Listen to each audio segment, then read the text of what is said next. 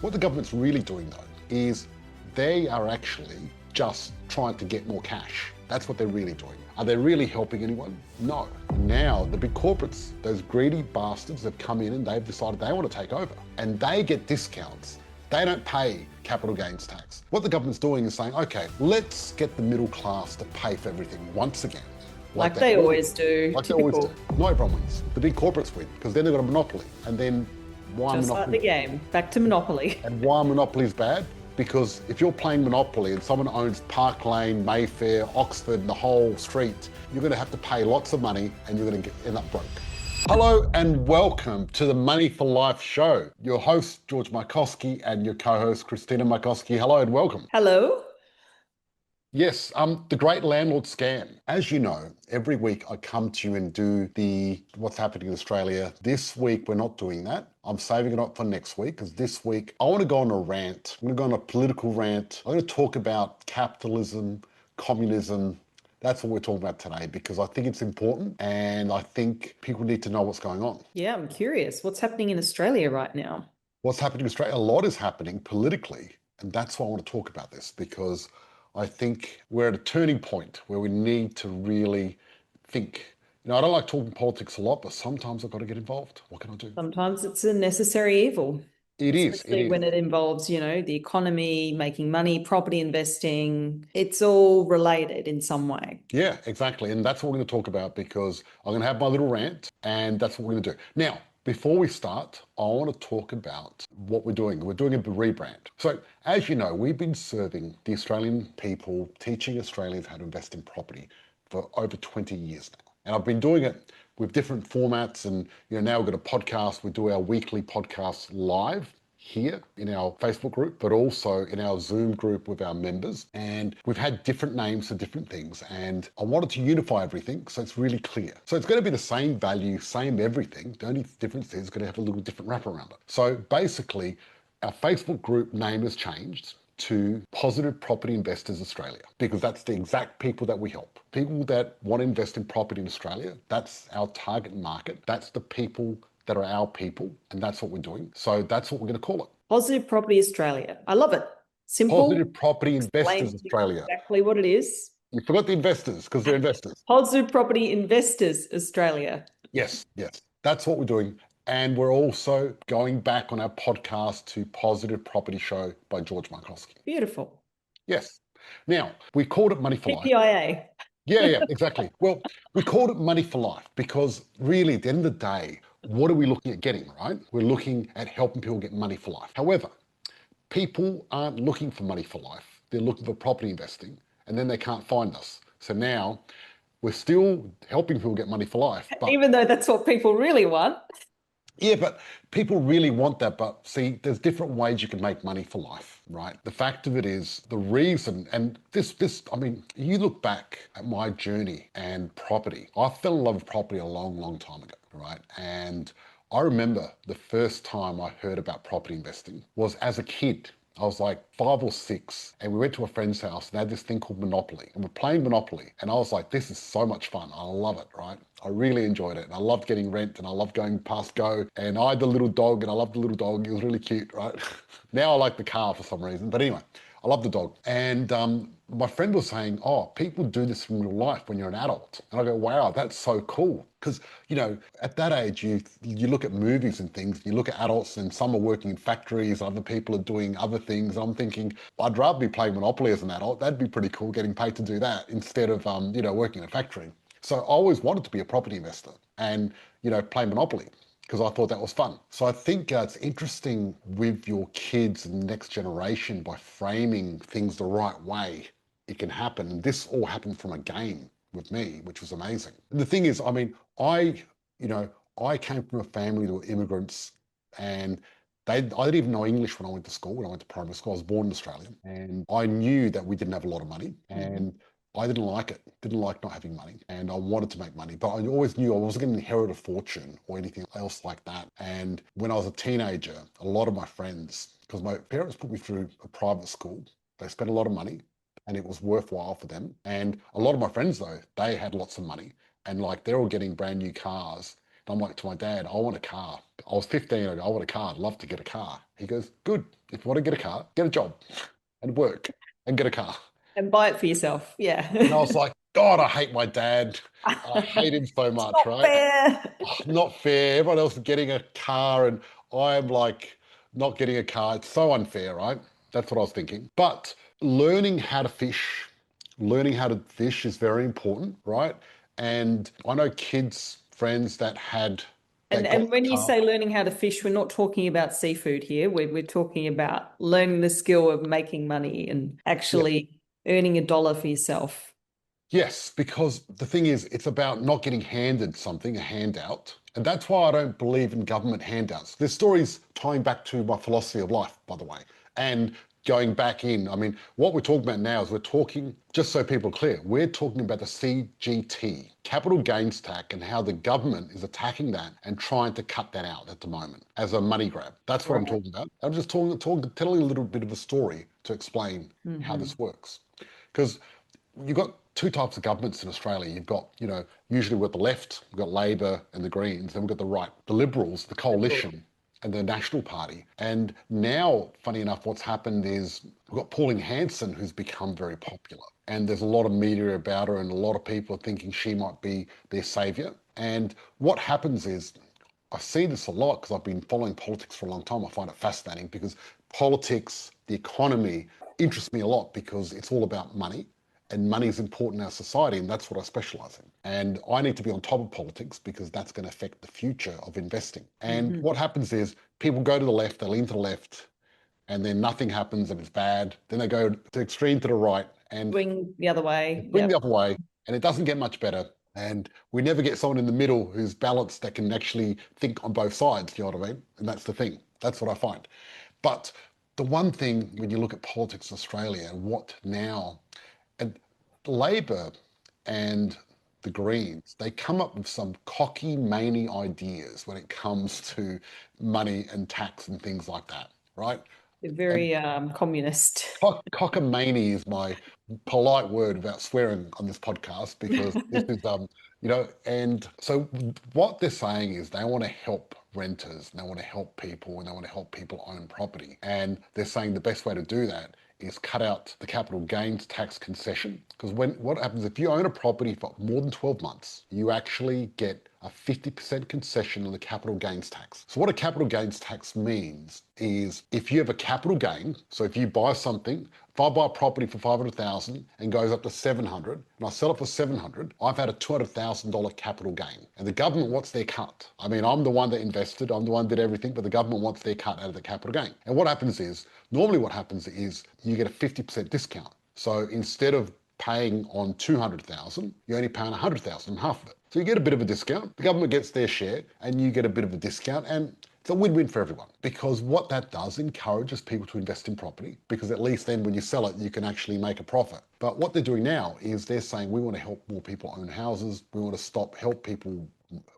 that are renting get property, and what we want to do is we want to cut out the CGC. They're probably thinking about cutting it down to 25% discount instead. That's a lot of money. What the government's really doing though is they are actually just trying to get more cash. That's what they're really doing. Are they really helping anyone? No. Of course not. There's Well, always a hidden agenda. well, the thing is, that's why I'm calling the big landlord scam, because the fact of it is, landlords are not these rich billionaires. They try Landlords and are paint them as the villain, the and average. to the reason why people can't get into the property market, but that's just got no truth to it at all. Yeah, yeah, yeah. So basically, the average investment property owner owns one property, and the average wage, if they earn 91,000 a year. So it's a nurse or a sparky, something like that, right? It's Yeah. not some billionaire. Now, the thing is, we've got foreign companies like BlackRock coming into Australia and buying lots of property now, and they get discounts. They don't pay capital gains tax. They get looked after. So what the government's doing is saying, okay, let's get the middle class to pay for everything once again, like Like they they always, always do. like they always do. Typical. And they're saying we're going to let all these big international corporates come in here and buy residential property and buy all our properties, and they're going to get massive discounts and they're going to get to own everything. And that's what they're doing in America at the moment. What's happened is the last 5 years, before 5 years ago, corporate companies didn't buy residential property. It wasn't happening at all. Suddenly they have. And part of the reason is the last 10 or 20 years, the first world has seen property price go up quite significantly, where it was just a bunch of fringe investors, doing this, mums and dads and people like myself and yourself and our community investing in property, providing housing for other Australians because the government can't do it. We're doing their job for them. And now the big corporates, those greedy bastards have come in and they've decided they want to take over. And what they want to do is they want to buy all the properties and get everyone to be renting. Really, at the end of the day, the agenda of the big corporates is you're going to own nothing and be happy. And what we're doing here is we're fighting against that and saying, no, we're going to own it all, because I'd rather people like ourselves own property, rent it out to people, than big corporates own everything and control everything, right? I'm really a big proponent of small business. And really, when you're a property investor, if you own one property or 5 properties, that's a small business that you're running. Absolutely. And really what you're doing is you're providing a great service and everyone wins. But when the big corporates buy everything out, not everyone wins. The big corporates win because then they've got a monopoly. And then why Just monopoly? like the game, back to Monopoly. And why monopoly is bad? Because if you're playing Monopoly and someone owns Park Lane, Mayfair, Oxford, and the whole street, you're going to have to pay lots of money and you're going to end up broke. Yeah, So there's no fair the market the balance. government is not helping the renters at all, They're just doing a big grab of cash. They're going to grab all this cash off mum and dad investors. And then they keep talking about negative gearing, how they want to get rid of negative gearing. Same thing. So this is the issue. The Greens and Labor have just got the stupidest policies when it comes to money. They don't know what they're doing at all. And at least, if you go Liberals, at least they're not going to take away your capital gains tax or your negative gearing. Are they good? No. Are they better than Labor? Yes. Unfortunately, we don't have any amazing The politicians. lesser of two evils. Well, look, it's unfortunate that you look at most Western democracies, we don't really have many good options at all. You look, it's very rare for a country to have amazing politicians that actually work for the people and do a great job for the country. And you look at places like Norway, right? In Norway, the government went in and they made sure that all their resources, they got good tax out of their resources, out of all the big mining companies coming in and taking their resources. And they created a fund for all the people in Norway. And they've been investing all around the world. And it's one of the biggest funds in the world. It's worth trillions of dollars. That's amazing. Yes, because your resources really are owned by everyone in the country. Yeah. And that's what should happen. Why do they attack negative gearing so much? Doesn't it stimulate growth and jobs? Yeah, it does. It does. It stimulates growth and jobs, but this is why they attack negative gearing. I'll tell you why. What happens with political parties is what they do is they get the middle class to fight against the people with less money. So you've got the poorer people as a group, you've got the middle class, and they try to say, that's your problem. All the rich at the top, everyone ignores them. You look at what happened in Adelaide, in South Australia. So they changed the land tax. And what they did with the land tax is they made it, if you're really rich and you own lots of land, you pay a lot less money. But if you're middle class, you pay a lot more money. Yeah, that's crazy. Yeah, and they pushed it through. And that was the Liberals. They did some sort of dodgy deal. Shame. Totally. But that's what they did. And the fact of it is, I mean, the really stupid part That's about why a it. lot of people jump ship. Well, because yes, a they lot of people jump felt ship, like and that's they'd why been stabbed in the back, and they had. So. they did. And that's what happened, because there was a lot of wealthy middle class people in Adelaide that said, forget this. And they said, let's teach them a lesson. But the problem is, that's what happens. You bounce backwards and forwards. And what do? They keep helping the corporates and everything else. So what do we do? Well, Yeah. What do we do, George? okay, what we do How do we is, win when the system is rigged? well, one, we don't vote for those idiots that want to take away our capital gains tax reduction. We don't vote for the idiots that want to take away our negative gearing. Step one, that's one thing we can do, right? Because what happened when Labor announced as an election promise they were going to cut negative gearing, and what happened? They lost that election really quick. They've done it twice now. So You think they would learn? You think they'd learn, exactly. But what do? Well, this is what we do. And this is the important thing. We stick to the principles that we abide by and our money for life principles. That's what we do. The only way out of this is to accumulate properties like your future depends on it. Seriously. The fact of it is, there's going to be winners and losers, and the future is going to look really bad or really good for people. And AI, that's another thing I need to talk about. So what's going to happen is we're going to have a group of people that have and the have-nots. That's it. Society is becoming more divided, where there's a bunch of people that are really rich and more people at the bottom that are poor, and it's splitting. And the opportunity to get ahead is getting harder. Well, the divide's getting greater every single year. Yes. And the whole point is, what can you do? Well, there's only one thing you can do. We live in a capitalist society. If you can't beat them, join them. You have to become a good capitalist. You've got to be smart at what you do, and you've got to invest. If you Because want to win the game, you've got to know how to play the rules. Yes. Now, I'll tell you something else about capital gains tax, even though it's a bit unfair and it sucks. The good part is that in our program, we don't sell, right? So we're not going to pay it anyway, right? Exactly. That's the thing. The buy and we're hold not going to strategy. pay it anyway. So Yeah. can I sort of do this? We're not going to pay it anyway. We're going to blur that out. We're going to blur that out. I didn't do it the whole way. Okay. We're not going to pay it anyway because, and this is not avoiding tax. If you don't make a capital gain, you don't have to pay it. That's the beautiful answer. Exactly. Now, the thing is, sometimes you have to do it anyway, right? You have to sell because there's different circumstances. But the thing is, what we do in our program, because one of our principles is we don't want to sell because an asset is worth more keeping it. And even the 50% discount was too much for my liking, as in not enough. And I didn't want to sell anyway and pay capital gains. Because the fact of it is, if you get a property and it's gone up in value and you sell it, by the time you pay capital gains, it's actually cheaper to refinance it at 80% LVR and then get the money out and you get to keep the property at the same time. And what I think to myself is, and this is what I always think, my principles, I think, what would Robert Kiyosaki do? What would Elon Musk do? And what do they do? Do they sell their assets? No. No. Elon Musk pays zero tax. He's the richest man in the world. Why? He doesn't make any money, right? It sounds counterintuitive.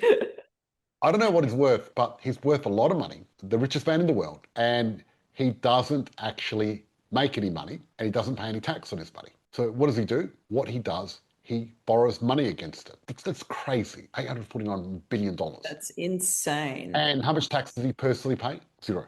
Yeah, probably zero. There you go. There you go. And so you've got to do what the rich do. What do the rich do? They don't sell. And therefore, the capital gains tax is not going to really... Doesn't even come into the equation. No, it doesn't. It doesn't come in the equation. And every now and again you take a hit. It doesn't matter. The rest of your property is going to balance it out. You have enough properties that you're still making gains on. So that's right. So the key is, the principles stay the same. The principles are, what you do is you buy the top 100. So you buy a property, it's going to be doubling consistently every 7 or 10 years. Then what you do is you get the right structure so it doesn't cost you too much and use your tax deductions as much as you can. You get an interest-only loan. You get your ITWV, you get your depreciation schedule, you get a team around you of experts to manage it all for you, and then you sit back and wait, and it grows. And I was talking to Charmaine the other day, actually. That's our head property coach. And she was saying, George, you tell everyone properties double every 7 or 10 years, but we do it so much quicker because she's always doing reviews. And I'll put Charmaine on later if she wants to come on. She's always doing reviews of clients and it's always happening a lot quicker. People are doubling their money quicker than that. And that's good that it's happening quicker. And it can happen. Yeah, no, I overheard the conversation and she was saying that it actually happened in 5 years for these people that she was doing reviews with. Yeah. And I said, that's amazing. Like, we should be talking about these member wins. Yeah, that's great. But the thing is, I still want to drum into people's head. You got to think long term. You can't bank on doubling your money in 5 years. If you get it, great. You've done That's just a bonus. Just a bonus. And the key is, what you need to do is you've got to plan for the worst case scenario. And if the best case scenario happens, you're like, even better. Because if you plan for the best case scenario, then you could be out of pocket. And that's what needs to happen. So you need to be careful there. Yeah. So that's the thing. So CGT, the capital gains tax exemption, they're going to try to reduce it once again, trying to get more taxes. And that's what's going to happen. And that's just going to keep happening, unfortunately. So what do? What we do is we stick to the principles. And it's funny because the principles are the principles for a reason, right? And the reason most people fail in property is they don't follow the basic principles of what you need to do. And if you follow the basic principles, it's important. So I was going to swing back to my story. So, my father said, if you want a car, you got to get your own car. You got to buy your own car. So I started working from when I was younger anyway. I didn't earn any money, but I was working when I was like 7. You were selling newspapers, you were selling tomatoes. Yeah, I was selling tomatoes illegally, out of the out of Out the back, the boot of a out of car. the boot of a car. So my father knew some people You're that bootlegging tomatoes. I was bootlegging tomatoes. So my father, he heard about, people can make money. He wanted to try to get some extra money. He worked in a factory and we knew some tomato farmers. So we'd go to Virginia, drive all the way up there, and we'd get all these tomatoes and pack them in bags. And then my father would open the boot of the car next to the markets at Port Adelaide, and we'd sell them for $2 a bag. And my father said, son, tell people it's $2 a bag when they walk past. I said, I'm not doing that. He goes, yes, you are. Like, oh no, I'm embarrassed. Anyway, so I thought I'll try it out. So I go, tomatoes for $2. And these people came up and said, really? Great, we'll grab a few. And they give me like some money and they're like, I like give them the tomatoes. I'm like, wow, this is easy.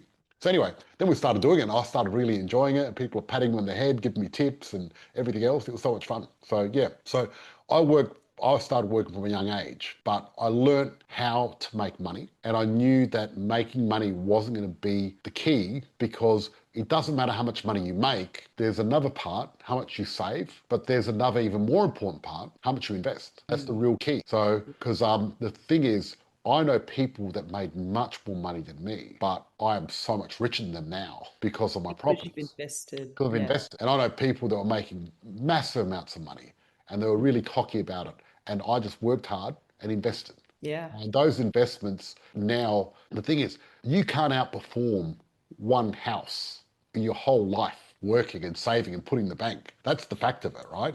You can try, but that's ego talking. You know why? Because a house, you've got the tenant, the tax man, inflation, the bank, everyone else helping you with that, your investment property, right? And that's the key. And I see people, and I've seen it happen here too. People invested in property, have made money, they sold their property, and then ended up starting a business and then lost everything. Business is so risky. And then you got people and they invest 250, 300, $500,000 in a cafe and then work 80 hours a week and end up broke. And if you invest in that in property, you'd end up rich and you don't have to do anything. Like, it floors me. It's amazing. Like, because people in their head think if you work harder with your money, but if you don't know what you're doing, working harder is going to make it worse, right? Do you get what I'm saying? Yeah. Never underestimate the power of a passive asset. The power of compounding growth. That's what it's about. Compounding growth is so powerful. And, it's one of the miracles of the world, compounding growth, really. It's amazing. And it sneaks up on you because you buy property and it's very boring and doesn't do much, doesn't do Feels much at slow. all. Yeah. Slow, and then it goes up and then nothing happens, then it goes up and then bang, right? And then you look at what's happened recently in stock markets have dropped. Bitcoin has dropped. I think it's a 14-year low or something. It's crazy. All these Bitcoin millionaires now aren't millionaires anymore.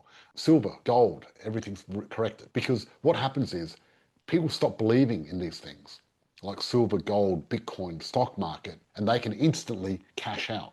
With property, there's a bit of a process. You can't just cash out. You can't say, oh shit, I think properties are shit now, and just sell your properties. It takes effort. Because it takes effort, that's a good thing, not a bad thing, because it balances the market out. But also, if you gold, silver, Bitcoin, do you really need it? You don't really need it. But a house, Not as important as a house. well, people can Not live even without, close. well, people can live without gold, can't they? Of course. Unless you're a rapper, some of those can't, right? Even they can live without it. They can live without gold. And you can live without silver, can't you? Yes. You can live without Bitcoin. Doesn't even exist. It's just in the air, right? You can live without Bitcoin. But without a house, not so nice, right? Where are you going to live? Under a bridge? In a car? In a caravan? Housing is one of those things that's really important. And if you look at Maslow's hierarchy of needs, if everyone's familiar with that, there's a hierarchy of needs. And at the bottom is shelter, safety or sexual. Basic human need, yeah. Shelter is one of the most important things for people. And remember, you were watching Maslow is the bomb. He certainly is. Shelter is was one of the key Well, things. in all the survival shows I've ever watched, the first thing they need to do is make a shelter in order to survive the elements. It's the first thing. It's more important than water, more important than food. Shelter's number one. That's right. Now, where is Bitcoin on Maslow's hierarchy of needs? It's not even on there. No. Is gold on there? No, No. Silver? no. Exactly. Now, when you tap into something that's on the bottom of Maslow's hierarchy of needs for every human in the world, that's powerful. Yeah. Right? That's very powerful. Yeah, so that's the thing. So basically, the government's always going to try to go after your money if you're middle class. And what the key is you need to use the strategies of the rich, and that's what you need to do. And that's what we teach here, because that's what's important. Because what we do is we use the same strategies that the rich people do, lower your tax, and also to grow your wealth year after year. That's the most important thing. And when you stick to the principles, that's when we get to where we need to go. Well, that's when you win. It's pretty basic, isn't it? Well, the thing is, there's no shortcuts, right? People that try to make money too quick and try to think Up losing money quickly. you got to be careful. I see it all the time. People that invest for the short term, 90% of people that invest in property short term lose money. 90%. Yeah, wow. Yeah, over a year period. And each year, the success rate swaps around to positive. And then people that invest 10 years, most of them make money, unless you really did something really stupid and bought in the wrong area. And I've seen that happen, because the problem is, you got 16,000 suburbs in Australia, and some of those suburbs do nothing for 10 years straight. So if you don't understand the fundamentals, don't invest, because getting the wrong property could cost you so much money in unrealized gains, because getting the right property helps you leapfrog to the next property, to the next property, to the next property. And if you don't get the right one, you're stuck at square one, you're in trouble. So you want to try to get your first few really good. The first one is your stepping stone onto the second, and then the third and beyond. So Exactly. You got to get those steps correct. So you've got to do the best you can, because you're not going to get it perfect, because no one's got a crystal ball. No one can say that it's the perfect investment, but good enough is good enough. That's the key, right? Because the people that look for a perfect investment, they don't invest. And when you don't invest, if you don't have properties, how much money do you make out of property? Zero. That's right. And what happens is a lot of people use perfectionism as a form of procrastination. So what they do is they look at something and go, okay, it hasn't got this. And what they're really saying is, I'm going to procrastinate because I'm not sure, and I haven't got the confidence to invest, and I'm going to make an excuse on why I shouldn't invest. And or they're thinking, maybe what I can do is I can find something even better. Had a good question come through from Samuel. What defines the right property? Okay, there's 3 parts to this question. The number one thing you need to know is your goal of where you want to go. So then we know what the strategy is. 2, the property needs to be in the top 100 suburbs in Australia, or at least in the top 200 if you can't get in the top 100. Because there's 16,000 suburbs. At any stage, different suburbs on different parts of the property clock, and you want to get something at 7 o'clock in the property clock that's going to go up in value. Third part is you want to make sure you can structure that property where you can easily afford it on a weekly basis. So that's going to determine the price range as well, because the price range is 2 things. 1, you got to get the right price to get the right property going up. 2, can you afford it? Yeah, that makes sense. That's the thing. And that's the most important thing. That's what we're thinking of doing, right?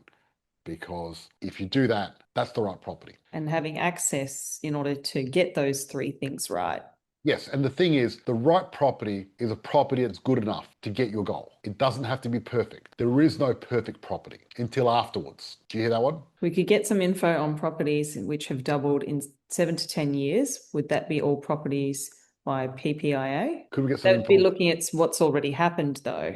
Yeah, and that's okay, but that's not going to predict the future. You want what's going to happen in the future to make you money. Yeah, exactly. But look, in 20 years, we've done $3.5 billion of property deals, and every single property that we've done has doubled in 7 or 10 years, and some a lot quicker. Some are quicker, yeah.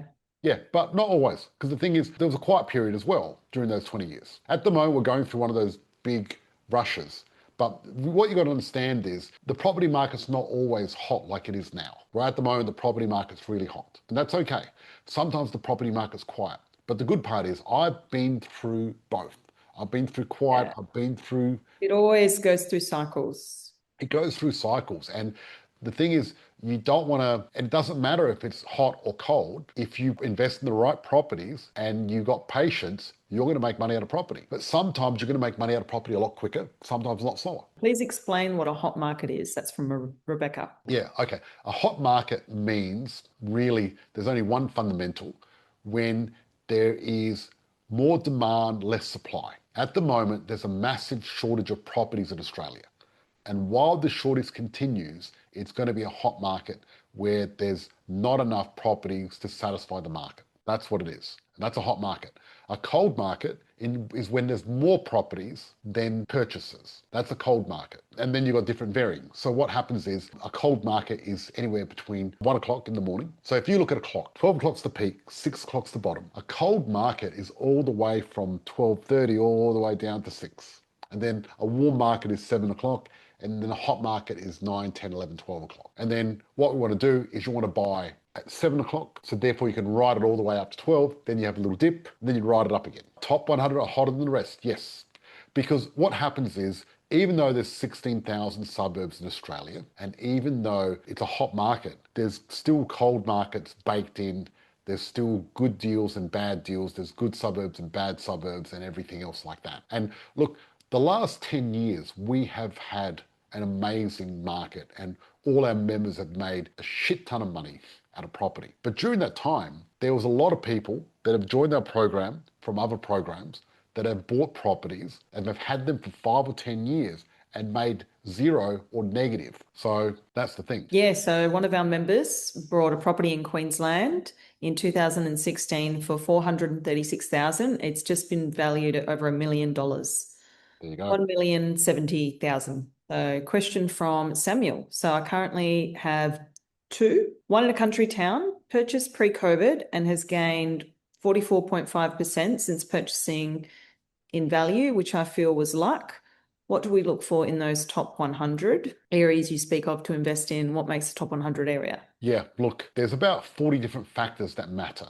So I've got an algorithm, but I'll tell you the basic part. What I look at is I'll look at all the indicators that show that there's less supply, more demand. So what you can do is you can rank every single suburb in Australia with 40 different attributes. Like for example, if vacancy rates are really low in a suburb, that means there's a lot of demand. If there's a ripple effect in a suburb, that means there's a lot of demand. Because what happens is you got one suburb and you've got a suburb next door that's gone up a lot in value, but this one hasn't. That pushes demand on that suburb because of the comparison. You got market cycle timing. If a suburb hasn't done what it should do, because what you do is you can historically look at a graph and look at the price and how it's been going up. And normally prices go up around about 7% per year on average. Then what you can do is you can do a graph on every single suburb and then look at what the graph is, and then you look at the difference. And if the graph is above what it should do, then market cycle timing is bad. If it's below, there's a gap, and that gap shows demand.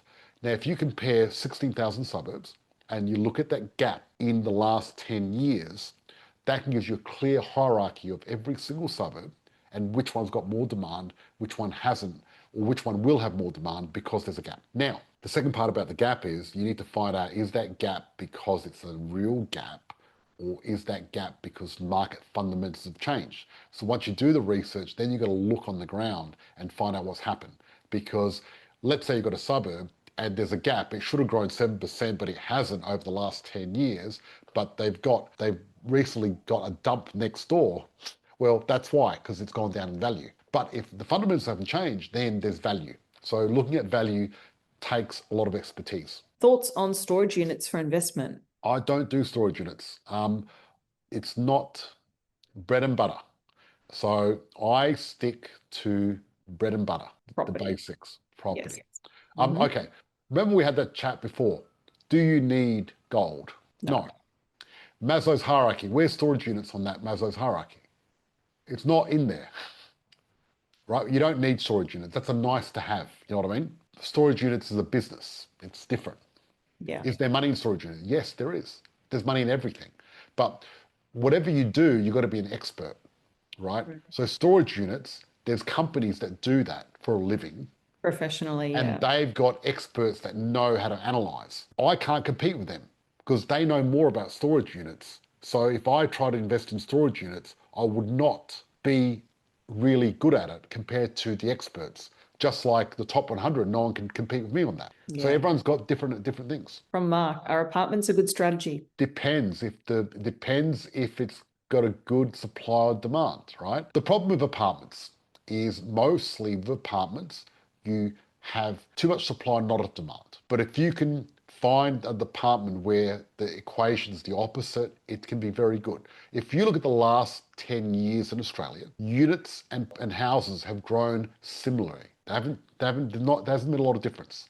Whether you get a house, apartment, or a townhouse doesn't make a lot of difference. What matters is the fundamentals of that actual property. So it's not the type of property that matters, it's the fundamentals of that type of property in that suburb. Does that make sense? Yep. And is it in the top 100? Can you get tax deductions? There's so much to look at when it comes Can they knock down the house next door and build another 100 units? You know what I mean? That sort of stuff. Absolutely. Is 11% vacancy rate okay or bad? I wouldn't consider that very good at all. No, that's bad. Quite high, yeah.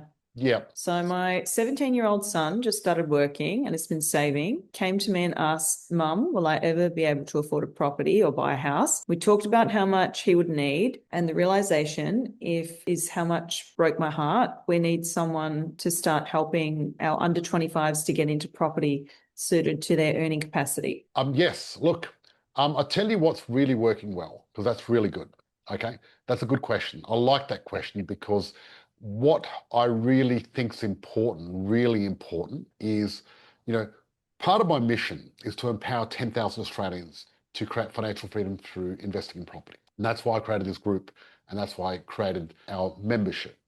And I like to give as much free information as I can every Thursday night to the community so you can use that to educate yourself and become better at investing. I don't have any paywalls on my content or anything else like that. With kids, I think the only solution, unless they get an amazing job, is as parents, you're going to have to help. Yeah. What's the best way to help your kids? I'll tell you the best way. The best way to help your kids is help get them educated and started early, like when they're 18, 19, 20. Two, if you've got a house and you've got a mortgage, you've got equity, you may be able to help them as long as they're getting the right thing. And I know a lot of our clients, now they've become successful in property. What they've been doing is getting their kids to join our program under them and educating them and then helping them with the equity, which is great because then you're not giving them the fish. Because think about this.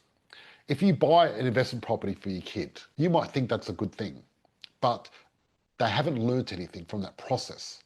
And it's the learning experience that matters, right? That's the key. So it's not just getting the property, because if they haven't worked hard for it, it's going to be too easy. Going through the steps, understanding the strategy, learning those skills. Yeah, exactly. That's the value. Getting them involved in the program is a way you can help your children. Yeah, and get them educated and do that. Learning how you can help them with a deposit. Yeah, we do. And now, this is my favourite part. Real people, real results. This is Bannockburn, settled in 2023. The price was $495,000. So a $50,000 deposit, currently valued at $771,000. So these people made $276,000 profit from this deal over the last 2 years. So look at this. We've got Lawrence, well done. Cameron, it was Orange Belt. Brad, Eric, Kayla, Diane, and Roleanne. So congratulations and well done. It's really good to see some excellent results, and I like to highlight these because it's good to see that people are making money out of property. One of the cool things that we do is we celebrate our wins, and basically what we do is we send everyone a bottle of champagne and we say don't open it until settlement, and then they get to open it and celebrate because you've done a lot of work and getting there is hard. So I had my little rant, my political rant. So thank you everyone, and I'll see you next Thursday.